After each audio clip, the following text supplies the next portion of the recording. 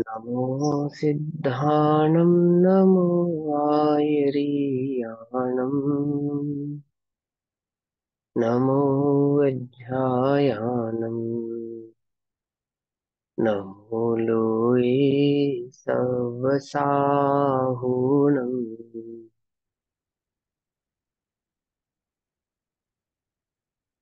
ओंकारं बिन्दुसंयुक्तं नित्यं ध्यायन्ति योगिनः कामदं मोक्षदं चैव ओंकाराय नमो नमः। मङ्गलं भगवान् वीरो मङ्गलं गौतमो गणी मङ्गलं कुन्दकुन्दार्त्यो जैनधर्मोऽस्तु मङ्गलम्। सर्वमङ्गलमाङ्गल्यं सर्वकल्याणकारकं प्रधानां सर्वधर्माणां जैनं जयतु शासनम्। नमः समयसाराय स्वानुभूत्य चिकासते चित्स्वभावाय भावाय सर्वभावान्तरच्छिदे।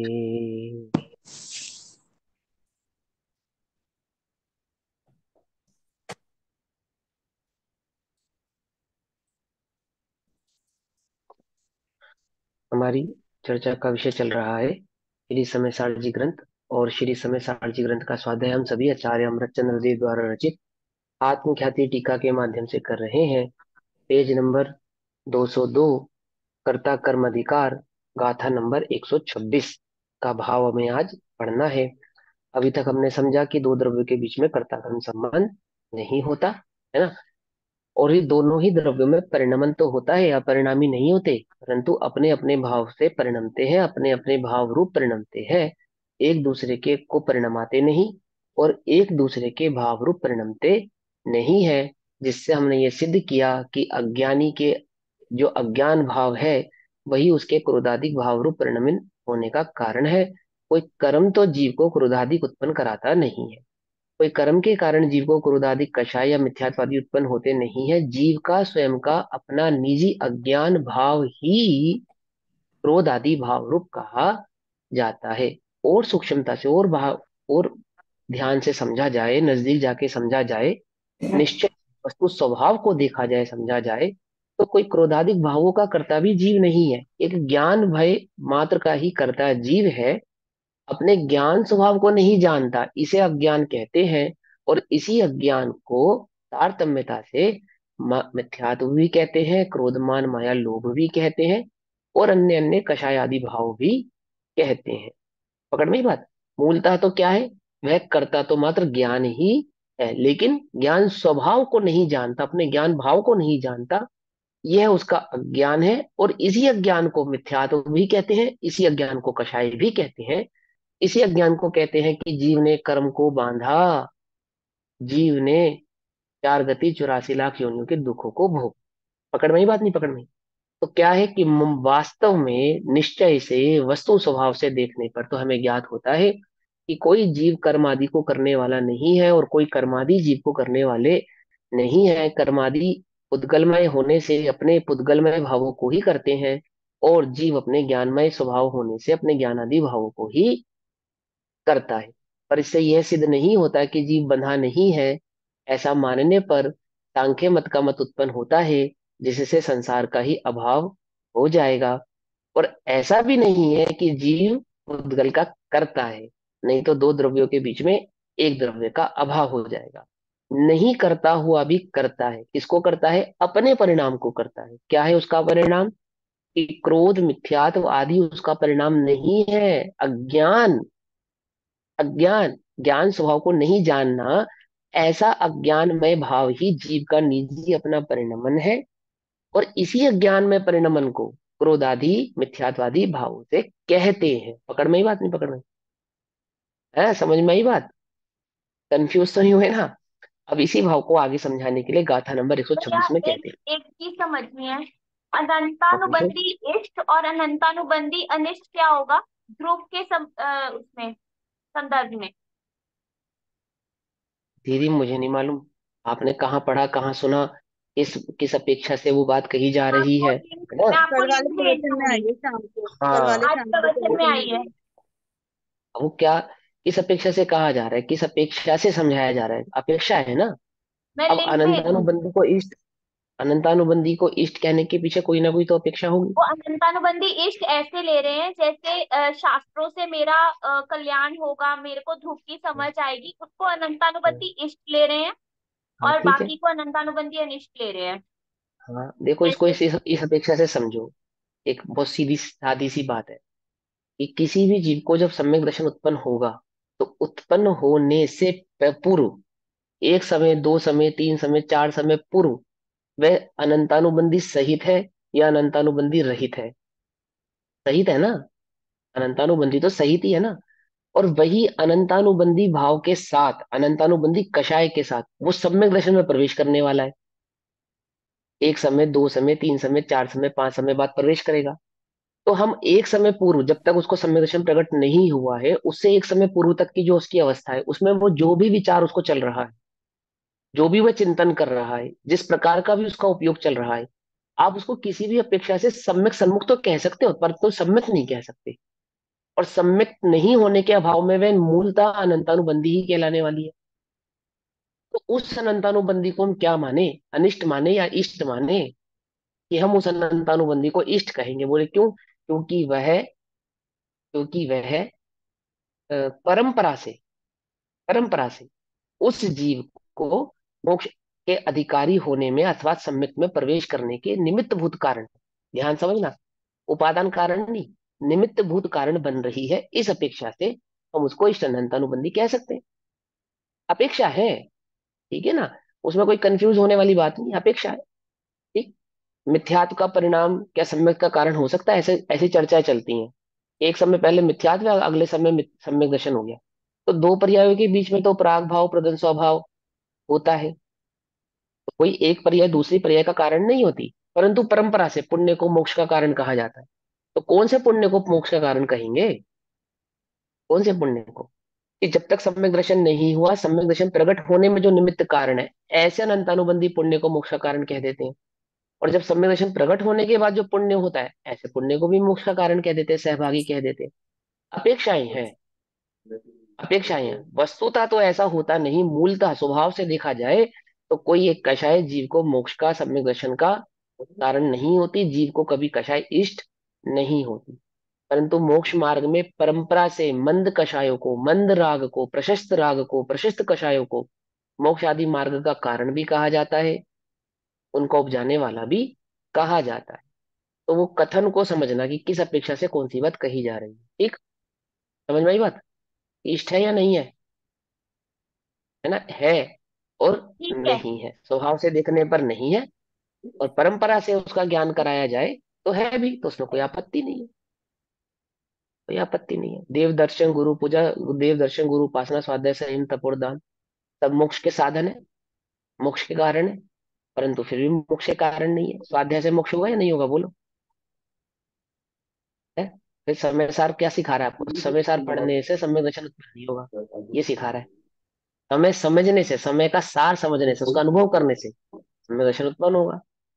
दिव्य ध्वनि भी जहाँ सम्यक दर्शन में निमित्त कारण नहीं है, वहीं दिव्य ध्वनि को सम्यक दर्शन का निमित्त कारण भी कहते हैं। मतलब उपादान कारण नहीं है, निमित्त कारण कहते हैं।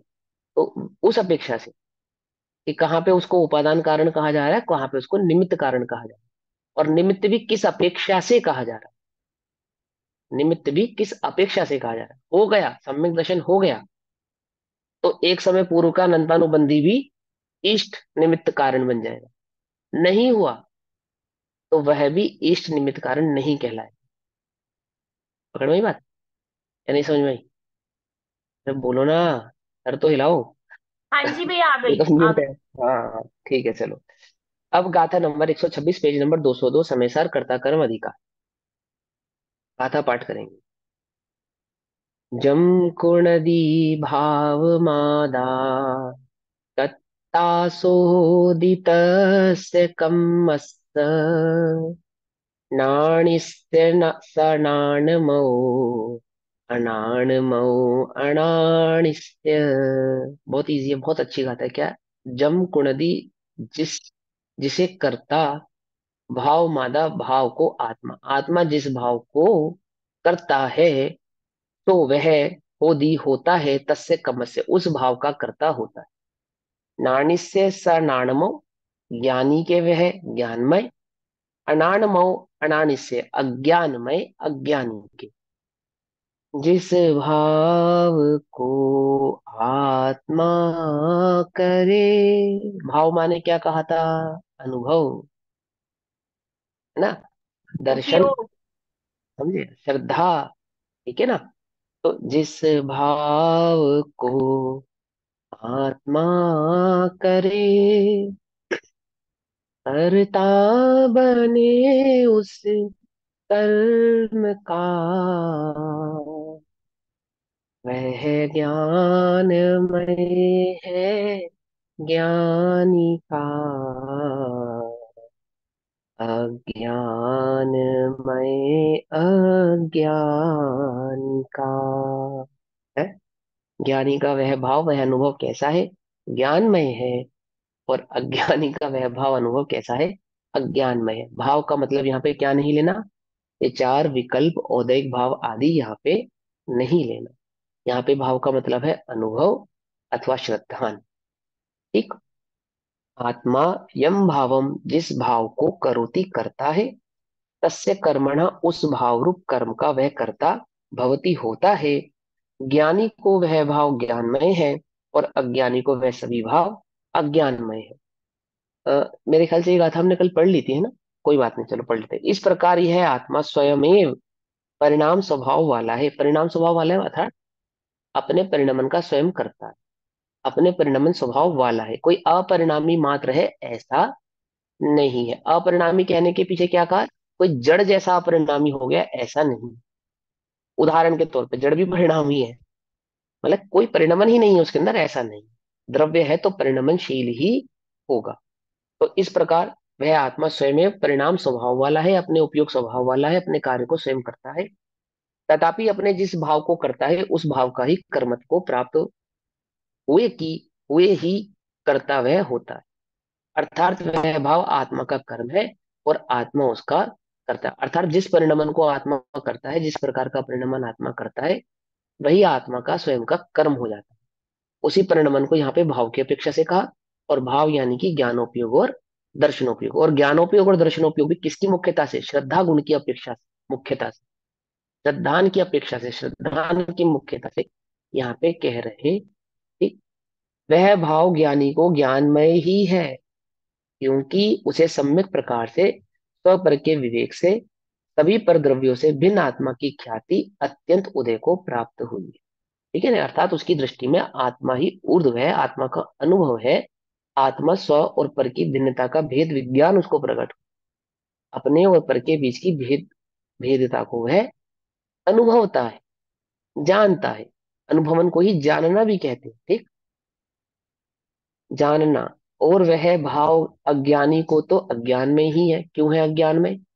क्योंकि ज्ञानी जैसा जानता है, अज्ञानी उसका विपरीत जानता है, अर्थात स्वपर का भेद नहीं जानता, तो अनुभूति उसको नहीं है। इसलिए, क्योंकि उसे सम्यक प्रकार से स्वपर का विवेक न होने से भिन्न आत्मा की ख्याति, ख्याति माने अनुभव, अत्यंत अस्त हो गई है, अर्थात गौण हो गई है, छूट गई है, विलय को प्राप्त हो गई है। अर्थात उसकी दृष्टि में वह आत्मा नहीं है, उसके उसके अनुभव में वह आत्मा नहीं है। ठीक है ना? जब अंधे के लिए सूर्य उदित हुआ या अस्त हुआ, एक ही बराबर। अंधे के लिए सूर्य उदित हुआ या अस्त हुआ, एक ही बराबर। अब अंधे व्यक्ति के लिए सूर्य उदय होता है या नहीं होता? इस सूर्य तो उदय होता है, अंधे अंधे के लिए या आंख वालों के लिए उदय नहीं होता। अपने अपना सहज परिणमन है उसका। आंख वाले उसे जानते हैं और अंधे उसे नहीं जानते, बस इतनी सी बात है। ऐसे अपनी ज्ञान में ज्योति तो सूर्य की तरह सदैव प्रकाशित है। अज्ञानी उसे नहीं जानता, ज्ञानी उसे जानता है। पकड़ में ही बात, समझ में ही? उदाहरण से है ये। कोई सूर्य और अंधे की तरह दो भिन्न नहीं है। आत्मा और आत्मा का ज्ञान स्वभाव एक ही है। तो उदाहरण की अपेक्षा से हमने आपको ये समझाया। ज्ञानी को तो स्वपर का भेद विज्ञान हुआ है, इसलिए उसके अपने ज्ञान में भाव का ही कर्तव्य। है ना, यानी स्व और पर की भिन्नता जानने के कारण अपने कर्तव्य यानी अपने भाव को पहचानता है, और पर के भाव को यानी पर के परिणमन को पहचान।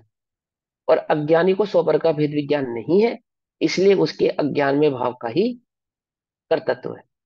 ठीक।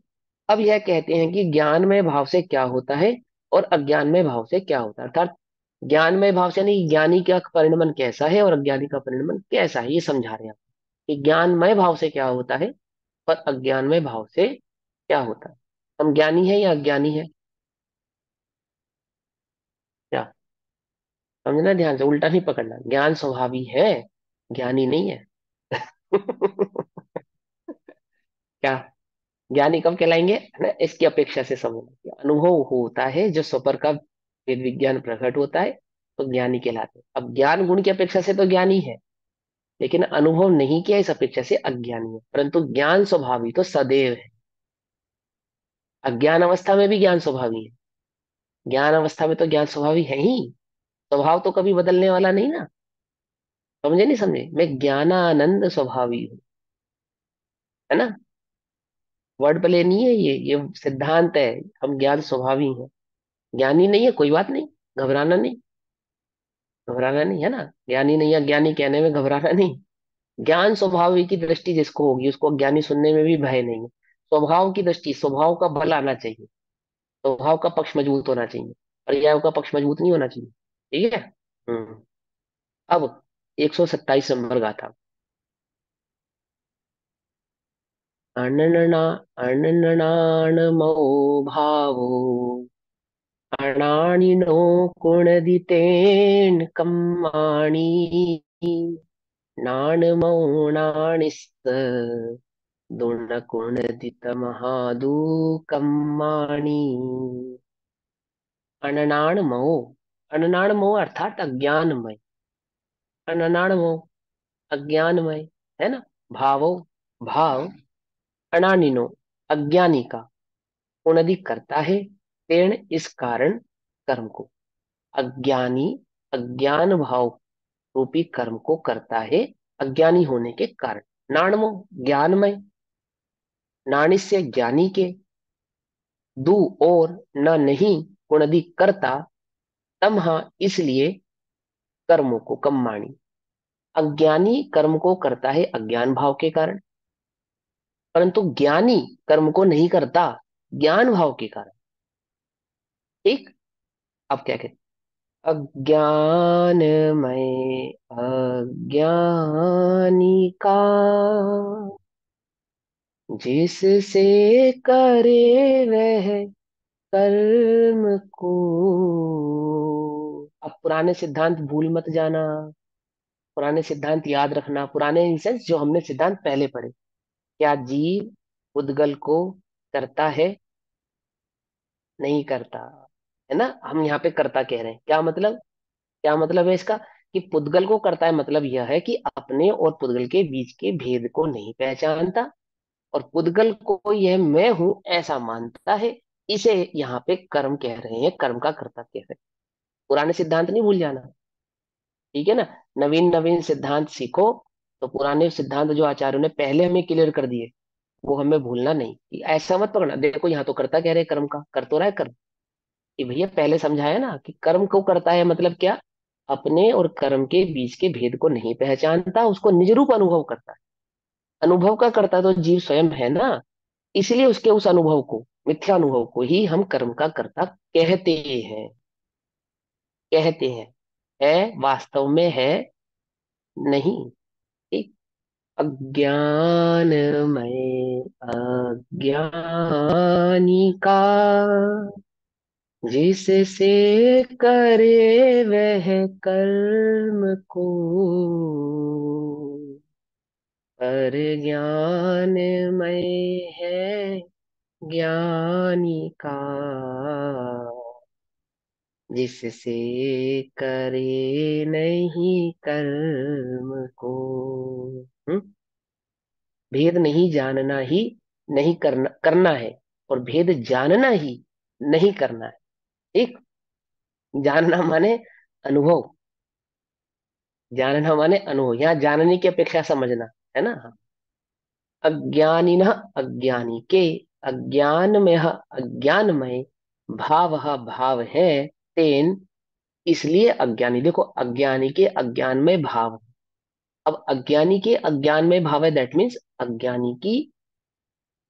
अज्ञानी को स्वभाव का अनुभव नहीं। वो भाव, यहाँ पे भाव का मतलब श्रद्धान, भाव का मतलब श्रद्धान, भाव का मतलब विकल्प नहीं, भाव का मतलब विकल्प नहीं लेना। समझ में ये बात? भाव का मतलब औदैहिक भाव नहीं लेना, ठीक है ना। भाव का मतलब क्या लेना यहाँ पे? श्रद्धान है ऐसा उसको। जो आपको भाव उत्पन्न हो रहे हैं, ये उन भावों की बात नहीं है, ठीक है ना। कभी आप समझो, सम्यक दृष्टि को चोट लगेगी तो क्या करेगा? रोएगा, दुखी होगा, क्या होगा? मतलब उसको कैसा भाव उत्पन्न होगा? कि जैसा गुण स्थान होगा, निचला चौथा गुण स्थान होगा तो दुख भी होगा, पंचम गुण स्थान होगा तो और कम दुख होगा, छठा होगा तो और कम होगा, और सातवां होगा तो नहीं होगा। क्योंकि छदमस का उपयोग एक ही समय टिकेगा ना। और सातवें गुण स्थान में आत्मा में टिका होने के कारण, पर में उपयोग नहीं होने के कारण, वहां दुख आदि का भाव उत्पन्न होता नहीं है। समझ में ये बात या नहीं समझ में आई? हाँ, तो वहां दुख का भाव उत्पन्न होने से अज्ञानी नहीं हो जाएगा। मैं शरीर हूं ऐसा कहने से अज्ञानी नहीं हो जाएगा। अनुभव क्या करता है, श्रद्धान क्या है उसका? वो स्थिरता की बात होगी ना, मैंने समझाया था ना। यहाँ पे अध्यात्म में क्या, दर्शन मोह को मोह मानते हैं, चारित्र मोह को मोह ही नहीं मानते। पहले समझ में ना, ऐसे समझना ध्यान से। अज्ञानी ना अज्ञानी के अज्ञान में है, अज्ञान में ही सभी भाव हैं, तेन इसलिए अज्ञानी कर्मों को करता है। ज्ञानी ना तू, और ज्ञानी के तो ज्ञान में भाव है, अर्थात ज्ञान स्वभाव को अनुभव करता है, पर से स्वभाव को भिन्न नहीं जानता है, इसलिए ज्ञानी कर्मों को नहीं करता। आहा, इसलिए ज्ञानी बंधन को प्राप्त नहीं होते। कर्म करते हुए दिखने पर भी कर्म आदि को प्राप्त नहीं होते, क्योंकि वे तो एक ज्ञान स्वभाव को अनुभव करते हैं, दैट मीन्स जानते हैं उसके भेद ज्ञान को उन्होंने, उसको परस्पर से पर के भेद को उन्होंने जाना है, श्रद्धा, श्रद्धा की अपेक्षा। एक अज्ञानी के सम्यक प्रकार से, ज्ञानी के सम्यक प्रकार, स्व प्रकार का विवेक न होने के, अज्ञानी के, सॉरी, अज्ञानी के, अज्ञानी जी कैसा है? सम्यक, सम्यक मतलब सही प्रकार, भली प्रकार। यहाँ पे सम्यक का अर्थ त्यादवाद से, त्यादवाद से मतलब वस्तु स्वरूप को, स्वभाव से। एक मिनट, है ना। अज्ञानी के सम्यक, सम्यक समझ रहे हो ना, रैशनल। सम्यक का मतलब राइट नहीं है यहाँ पे, सही नहीं है। हम अपेक्षा से सही कह सकते हैं उसको, किसी अपेक्षा से, लेकिन सही की बात नहीं। जो वस्तु के समस्त, मानो उसके धर्मात्मक विषय को भी बहुत अच्छे से जानता है, यानी कि उसके धर्म और अधर्म रूपी जो गुण है ना, धर्म रूप शक्तियां जो उसकी है, अस्थि नास्ति रूप, उस भाव से जो वस्तु को पहचानता है, सम्यक भाव से, यानी कि वस्तु को द्रव्य गुण पर्याय तीनों प्रकार से जाने। जो वस्तु को कैसा जाने? जो वस्तु को अपरिणामी भी जानता है और परिणामी भी जानता है। ये सम्यक ऐसा है। मात्र परिणामी है ऐसा नहीं जानता, परिणामी जानता हुआ भी अपरिणामी अनुभव होता है। क्या कुछ बात समझ में आ रही है? नहीं, ये शब्द मैं यहाँ ऐसे क्यों बोल रहा हूँ, ये क्यों ऐसी बात कर रहा हूँ, क्योंकि आगे आगे ये सब भाव आने वाले हैं, इसलिए यहीं से भूमिका बनाकर चल रहा हूँ, ठीक है ना। और आपने सुने भी होंगे, आत्मा अपरिणामी है तो घबराना नहीं। यहाँ सम्यक प्रकार की बात चल रही है, सम्यक का भाव समझना बहुत गहराई से, कि अज्ञानी के भैया फिर से सम्यक बताओ प्रकार से। सम्यक का भाव एक बार। सम्यक, सम्यक माने जो स्यादवादमय होता है। सम्यक का अर्थ होता है जो वस्तु के अस्ति नास्ति दोनों पक्षों को, भावों को भली प्रकार से जानता है, जो आत्मा को परिणामी जानता हुआ भी अपरिणामी अनुभव करता है। क्या, यही है ना। जो वस्तु के पर्याय भाव को जानता हुआ भी पर्याय रहित द्रव्य स्वभाव की जिसको दृष्टि है, ऐसा सम्यक। सम्यक के अंदर कोई कोरा सम्यक एकांत है ऐसा नहीं है, सम्यक के अंदर प्रमाण और नय के सभी विषय समाहित हो जाते हैं। समझे ना, प्रमाण नय आदि की सभी विवेक्षाएं इस सम्यक भाव के अंदर समाहित हो जाती है, जिसमें वस्तु के है और नहीं दोनों पक्ष को ग्रहण करता है। ठीक, अस्थि और रास्ति दोनों पक्षों को भली प्रकार से समझता है, वो सम्यक है। यहाँ पे कोई सम्यक एकांत को सम्यक नहीं कहते, ठीक है ना। और सम्यक एकांत भी सम्यक तभी कहलाता है जो वह सही प्रकार का अनुभव होता है ना सम्यक दर्शन होने के पश्चात, वह सम्यक एकांत सम्यक नाम पाता है, नहीं तो एकांत ही समझो उसको तो। देखो सम्यक एकांत कैसा है, आप निश्चय भाषी और सम्यक एकांती में बहुत बाल बराबर जितना फर्क है। ये तो भली हो होनहार हमारी कि पंडित टोडरमल जी ने निश्चय भाषी का स्वरूप लिखा। यदि पंडित टोडरमल जी ने निश्चय भाषी का स्वरूप नहीं लिखा होता तो बड़ा कठिन पड़ता इसी समय सारिया को निश्चय भाषी कहना। समझे, ये तो स्वयं स्वीकार किया ना, किसने, पंडित बनारसी दास जी ने स्वयं स्वीकार किया। तो बड़ा कठिन पड़ता ये कह पाना कि भैया ये निश्चय भाषी का स्वरूप है, जो तुम बात कह रहे हो निश्चय भाषी वाली बात। क्योंकि वो बाल बराबर जितना भेद है उसमें कोई बहुत बड़ा भेद है ऐसा नहीं। ठीक है ना। वो तो पंडित टोडरमल जी ने हमें सम्यक निश्चय भाषी का स्वरूप लिखा, हमने उसको पढ़ा अच्छे से समझा तो हम ये बात कह पा रहे हैं। अदरवाइज तो हमें समय सार विरोधी कहा जाता अगर हम आपको निश्चय भाषी का स्वरूप समझाते या कहते, तो समय सार विरोधी हो जाते हम। ठीक है नहीं, ठीक है, कुछ बात समझ में नहीं आ रही है तो उसको बहुत बारीकी से समझना। अब यहाँ सम्यक शब्द का अर्थ मैं इसलिए बतला रहा हूँ क्योंकि ये भाव अभी हम आगे जो पढ़ेंगे ना वहां पे भी बात आने वाली है। वहां प्रमाण नयन निक्षेप सभी समाहित हो जाते हैं उसमें। और वह सम्यक तभी कहलाता है जब वह अनुभव किया ना उसने प्रमाण नयन निक्षेप से भली प्रकार से जानकर, और वह एकांत स्वरूप यानी कि अपरिणामी भाव द्रव्य स्वभाव का अनुभव होता है, तब वह भाव सम्यक ऐसा भाव नाम पाता है। अब समझो, अब यहाँ जो भाव है वो समझेंगे कि अज्ञानी के यानी कि जिसको आत्मा का ज्ञान नहीं है, अनुभव नहीं है, जिसको स्वपर का भेद विज्ञान उत्पन्न नहीं हुआ, जन्मा नहीं है, जिसको भेद करने वाली आरी अभी प्रकट नहीं हुई है, ये सब भाव पीछे आए ना। भेद विज्ञान को क्या क्या करता, आरी की भांति उदित नहीं हुई है, आदि आदि भाव। तो अज्ञानी के सम्यक प्रकार से स्वपर का विवेक न होने के कारण भिन्न आत्मा की ख्याति यानी भिन्न आत्मा का अनुभव, पर से भिन्न आत्मा का भान अनुभव श्रद्धान अत्यंत अस्त हो गई होने से, अर्थात प्राप्त नहीं होने से, अस्त हो गई होने से, प्राप्त नहीं होने से, ठीक है ना। अज्ञान में भाव ही होता है, अज्ञान में भाव ही होता है मतलब मिथ्या भाव ही होता है। तो पर के भेद को नहीं जानने के कारण उसमें एकत्व भाव ही होता है, पर वे ममत भाव ही होता है। पकड़ में बात।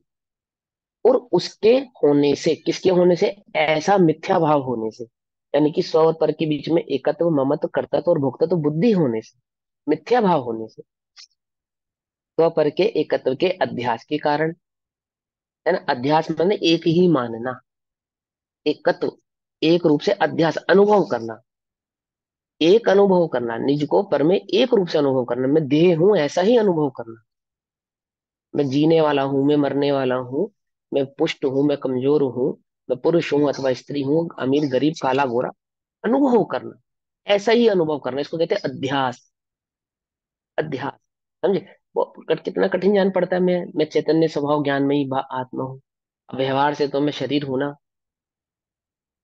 हूं या नहीं हूं, कि व्यवहार से शरीर नहीं हूं, व्यवहार से शरीर कहते हैं, व्यवहार से भी नहीं होता। नहीं होने को कहना व्यवहार है, समझे। अध्यास किसे कहते हैं, अध्यास समझे ना। स्वयं पर के एकत्व के अध्यास के कारण ज्ञान मात्र ऐसे निज में से, आत्म स्वरूप में से भ्रष्ट हुआ। क्या, कि मैं ज्ञान मात्र हूँ, चैतन्य मात्र हूँ, ऐसे अपने स्वभाव से भ्रष्ट हो गया है, छूट गया है, छूट गया, अलग हो गया है। ठीक। पर ऐसे राग द्वेष के साथ एक होकर, कैसे राग द्वेष के साथ एक होकर, जो परमेकत्व का भाव है ना वो राग द्वेष के साथ एक होकर अहंकार प्रवर्त रहा है, अहंकार प्रवर्त रहा है यानी एकत्व प्रवर्त रहा है। मैं हूं अहंकार, अहंकार का ही नाम अहंकार है, पकड़ में ना।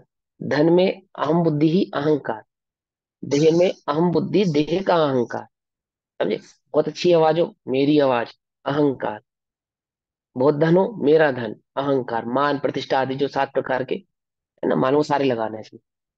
जिसके अहंकार प्रवर्त रहा है, कैसा, एकत्व के कारण, ऐसा स्वयं यह मैं वास्तव में रागी हूँ, द्वेषी हूँ, यानी मैं शरीर हूँ, शरीर का रोग मेरा रोग है, शरीर में होने वाले दुख मेरे दुख है ना। और साता साता वेदनी कर्म आदि के अभाव से होने वाले समस्त पर्यायों को मेरी है, अनुकूल लगने वालों के प्रति राग, और प्रतिकूल लगने वालियों के प्रति द्वेष। मैं रागी हूं, मैं द्वेषी हूं, अर्थात यह मैं राग करता हूं, यह मैं द्वेष करता हूं, मेरा भाव है ये। इस प्रकार मानता हुआ रागी और द्वेषी होता है। ठीक है ना? समझिए बात। इस प्रकार अहंकार करता हुआ क्या होता है? रागी और द्वेषी होता है। अशुद्ध निश्चय नहीं की कथन है यहाँ पे। ठीक। इसलिए अज्ञान में भाव के कारण, इसलिए अज्ञान में भाव के कारण अज्ञानी अपने को पर ऐसे राग द्वेष रूप करता हुआ कर्मों को करता है। ठीक है ना? अपने को क्या करता हुआ? अपने को पर, अपने को पर, जो मैं नहीं हूं अपने को वह मानता हूं, एक ऐसे राग द्वेष रूप कर्मों को करता है। पकड़ में आई बात? किसी को नहीं समझ में आया हो तो पूछो।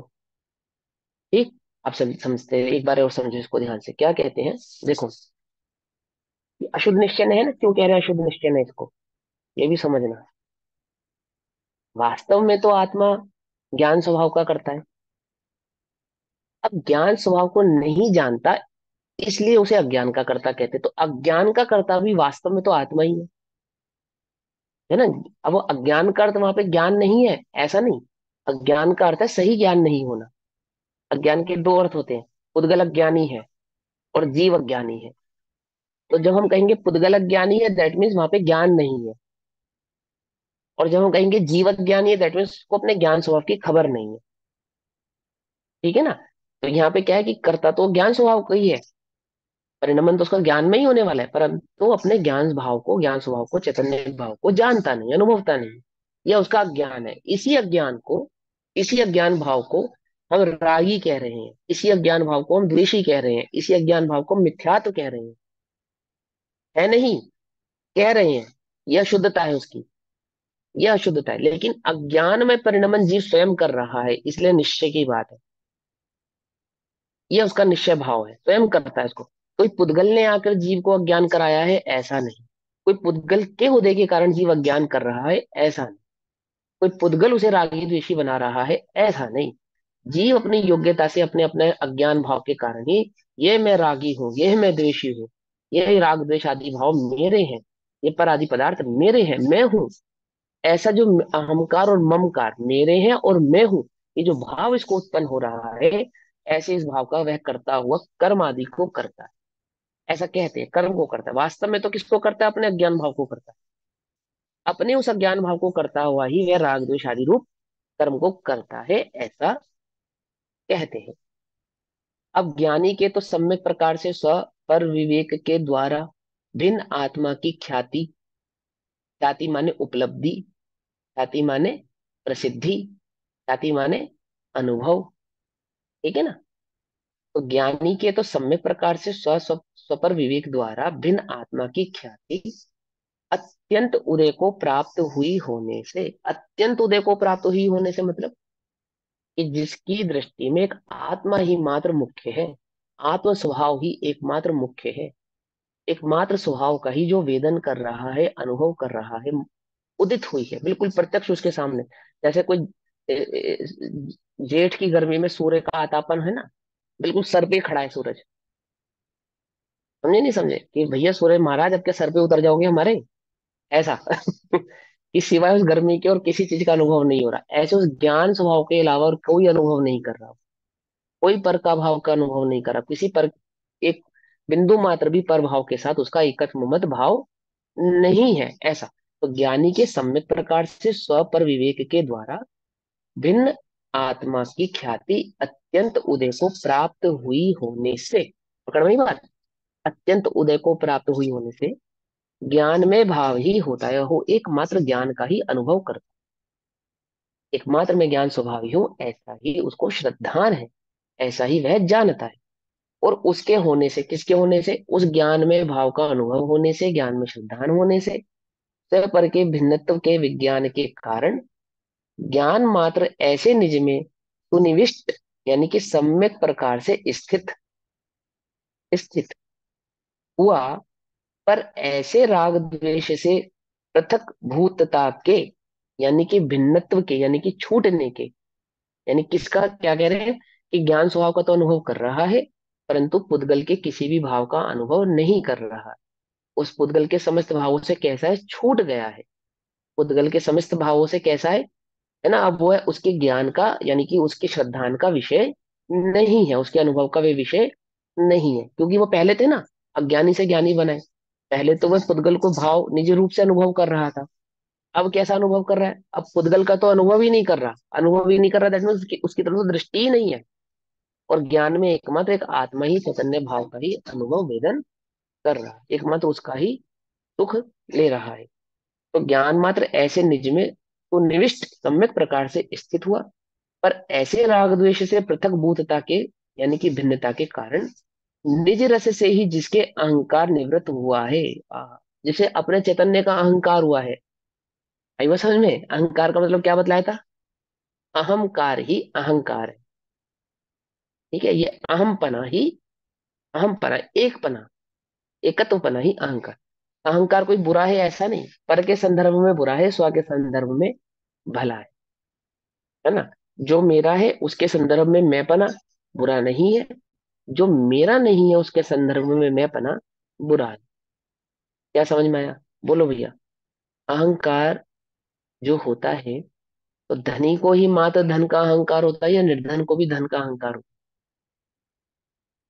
बोलो भैया। समझे, नहीं समझे। निर्धन को भी होता है। मात्र, हाँ, अहंकार का मतलब कोई मात्र गर्व थोड़ी है। नहीं है, जिसके प्रति दीनता ममत, के हाँ अहंकार मैं है। हूँ, हाँ मैं हूं ना, मैं, ये मेरा मेरा है, ये मेरे सुख का कारण है। इसके साथ जो मैं भाव है, यही मैं हूँ, है ना।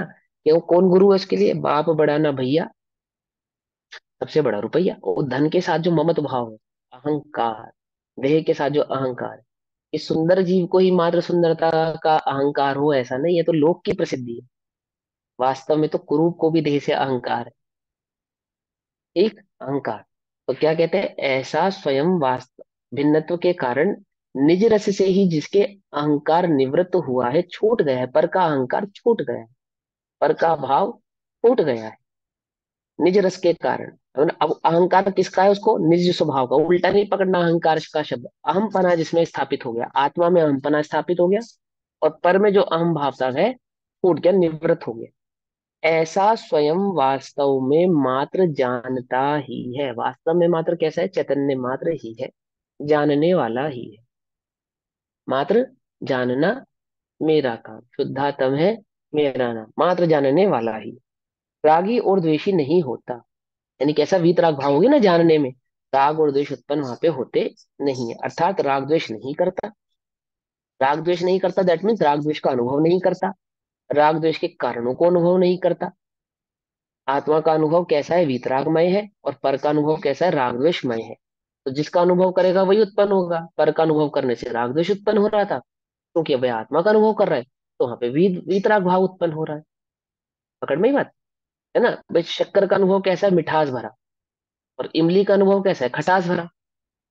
सीधी सी बात है उसमें तो। अब इमली खाए और मीठा अनुभव हो ऐसा तो नहीं होता ना। ऐसे ही पर का वेदन करे, यानी पर को निज रूप माने, और राग द्वेष ना करे, ऐसा नहीं होता। और स्वभाव का वेदन करे और राग द्वेष करे, ऐसा भी नहीं हो। स्वभाव का वेदन करे तो वीतरागता ही आती है, और पर का वेदन करे तो राग द्वेष ही होता है। ठीक, तो राग द्वेषी नहीं होता, राग द्वेष नहीं करता, इसलिए ज्ञान में भाव के कारण ज्ञानी अपने को पर ऐसे राग द्वेष रूप ना करता हुआ कर्मों को नहीं करता, आदि कर्मादि को प्राप्त नहीं होता, कर्मादि का कारण को प्राप्त नहीं होता, और कर्मादि को करने वाला भी वह ज्ञानी नहीं होता। इस आत्मा के क्रोधाधिक मोहिनी कर्म की प्रकृति का, अर्थात राग द्वेष का उदय आने पर अपने उपयोग में उसका राग द्वेष रूप मलिन स्वाद आता है। एक अज्ञानी के स्वपर का भेद ज्ञान न होने से वह यह मानता है कि यह राग द्वेष रूप मलिन उपयोग ही मेरा स्वरूप है। ये जो औदैहिक भाव है, ये जो विकल्प आदि उत्पन्न होते हैं, इन्हीं को अपना स्वरूप मान, ये राग द्वेष ही मेरा भाव है, मेरा स्वभाव, वही मैं हूं। इस प्रकार राग द्वेष में अहम बुद्धि करता हुआ अज्ञानी अपने को रागी द्वेषी करता, इसलिए वह कर्मों को करता है। इस प्रकार अज्ञान में भाव से कर्म बंध होता है। ज्ञानी के भेद ज्ञान होने से वह ऐसा नहीं जानता। नहीं जानता दैट मीन्स ऐसा अनुभव नहीं करता जैसा अनुभव अज्ञानी कर रहा है। ज्ञान मात्र शुद्ध उपयोग है। वही मेरा स्वरूप है। वही मैं हूँ। राग द्वेष कर्म का रस है। वह मेरा स्वरूप नहीं है। इस प्रकार राग द्वेष में अहम बुद्धि न करता हुआ ज्ञानी अपने को रागी द्वेषी नहीं करता, केवल ज्ञाता ही रहता है। इसलिए वह कर्मों को नहीं करता। विधि आ गई भैया, कर्मों को ना करने की अर्थात कर्म बंधन को प्राप्त ना होने की विधि क्या है? क्या है ज्ञानी का विधान? सम्यक दर्शन प्रकट करने की क्या है विधि? ये विधि समझा रहे हैं। ठीक है ना? इस प्रकार ज्ञानमय भाव से कर्म बंध नहीं होता। एक ज्ञानमय भाव स्थापित होने से, स्थित होने से, ज्ञान स्वभाव में स्थित होने से क्या नहीं होता? कर्म बंध नहीं होता। ठीक। अब आगे की गाथा के अर्थ का सूचक काव्य कहते हैं। अब आगे जो गाथा कहनी है उसके संदर्भ में आचार्य अमृतचंद्र देव कलश कहते हैं, कलश नंबर 66 श्लोक के रूप में। ज्ञानमय एव भावः कुतो भवेत ज्ञानीनो न पुरन्यः। अज्ञानमयः सर्वः कुतो अज्ञान कुतो अज्ञम ज्ञानिनो नान्यः। क्या कहते हैं? ज्ञानिनः कुतः ज्ञानमयः एव भावः भवेत्। यह प्रश्न है कि ज्ञानी को ज्ञान में भाव ही क्यों होता है। गाथा नंबर 128, गाथा नंबर 129 में क्या आने वाला है उसको सूचक करने के लिए श्लोक कहा गया। कि प्रश्न ये का आपने कहा कि ज्ञानी के सभी भाव ज्ञान में है और अज्ञानी के सभी भाव अज्ञान में है। अज्ञानी का अज्ञान भाव ही कर्म आदि को प्राप्त कराता है, वही उसका कर्म है। और ज्ञानी ज्ञान भाव में स्थित होने के कारण कर्म आदि को प्राप्त नहीं होता, कर्म आदि नहीं करता है। तो प्रश्न ये उठा रहे हैं आचार्य समझाने के लिए कि यहाँ यह प्रश्न होता है कि ज्ञानी को ज्ञान में भाव ही क्यों होता। ठीक है ना? और अन्य अज्ञान में भाव क्यों नहीं होता? क्या कारण है उसका? अज्ञानी ना कुतः सर्व अयम अज्ञान में है, तथा अज्ञानी के सभी भाव अज्ञान में ही क्यों है? उसको ज्ञान में भाव क्यों नहीं होता? ठीक है ना? जब ज्ञान स्वभावी है ना, तो उसको ज्ञान में भाव क्यों नहीं होता? अज्ञान ही क्यों होता? और ज्ञानी के सभी भाव ज्ञान में क्यों होते हैं, अज्ञान में क्यों नहीं होते? क्या कारण है उसके पीछे? तो उस कारण को समझाते हैं। तो गाथा नंबर 128 129 गाथा पाठ करते हैं, बाकी स्वाध्याय इसका कल।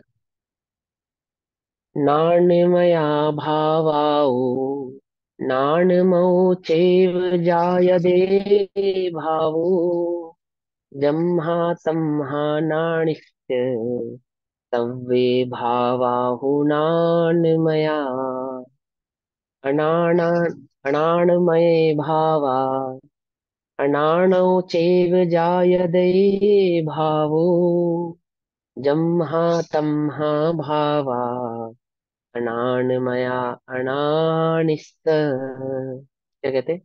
नाणमया भावाओ, ज्ञानमय भाव से, है ना भाई? जो बीज है, बीज किस चीज का है? कि आम का है।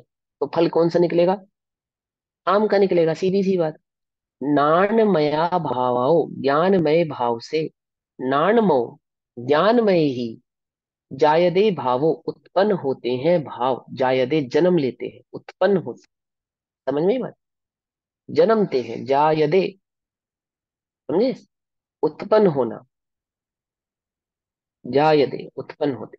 जमा जिस कारण, तमहा इस कारण, नानिस्य वो कहते हैं कि ज्ञान में भाव से ज्ञान में भाव ही उत्पन्न होता है जिस कारण, जमा माने जिस कारण, तमा इसी कारण, नानिस्य ज्ञानी के, सव्य सभी, भावा भाव, हु निश्चय से, नाणमया ज्ञानमय होते हैं। ठीक।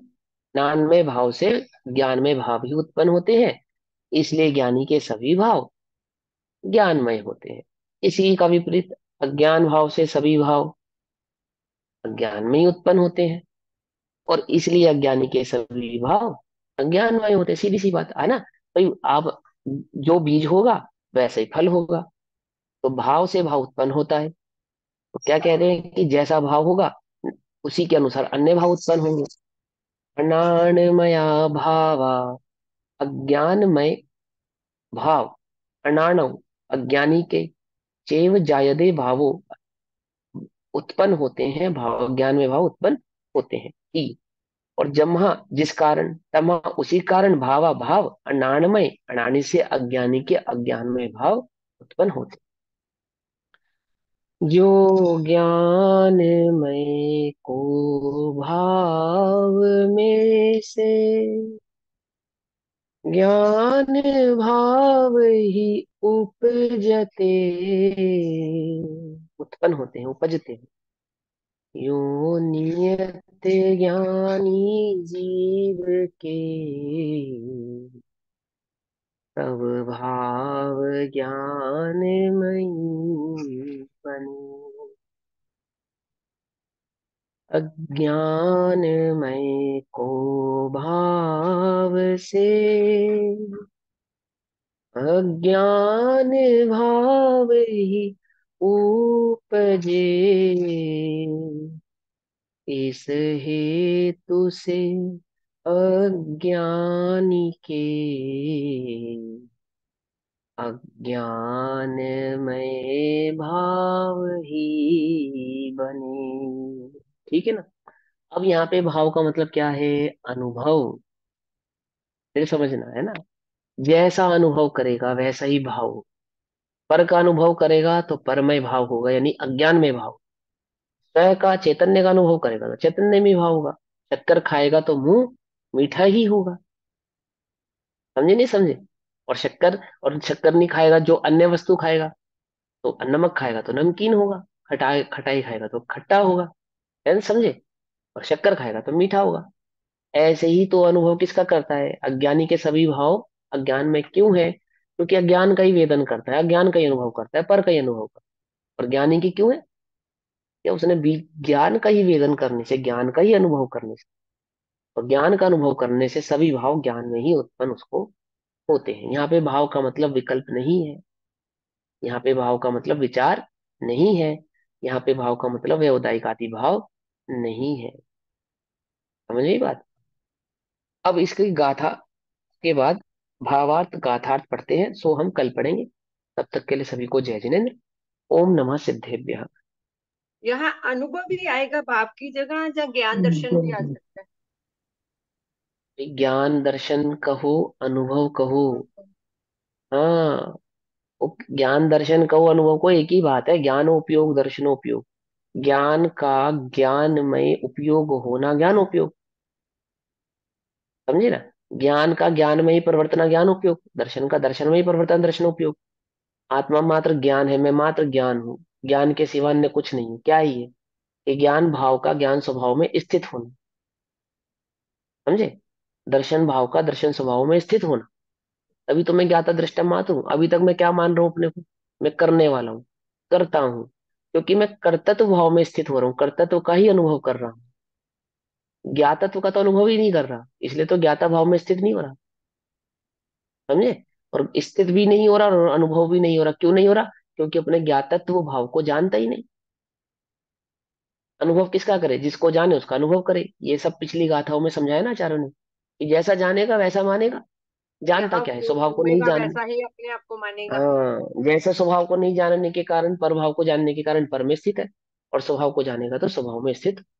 Page number 205। ओम नमः सिद्धे। नमो। निज निधि निज में बताए, यह अनंत उपकार है, उसके लिए जिनवाणी माँ को वंदना शत बार। नमो रिहंता नमो सत- नमो।